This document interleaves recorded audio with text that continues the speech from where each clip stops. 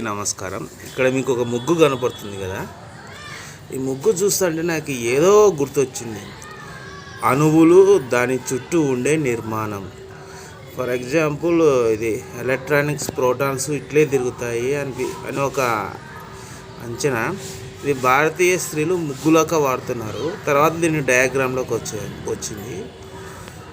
కాస్త డౌట్ కానీ ఇది ప్రోటాన్స్ న్యూట్రాన్స్ అయితే ఏదో ఉంది. ఇది మన సైన్స్ బుక్లో చూసాను దీన్ని.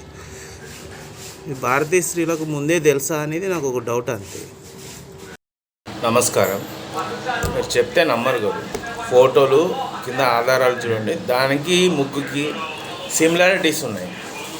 దయచేసి అందరూ సబ్స్క్రైబ్ చేసుకోండి. ధన్యవాదాలు.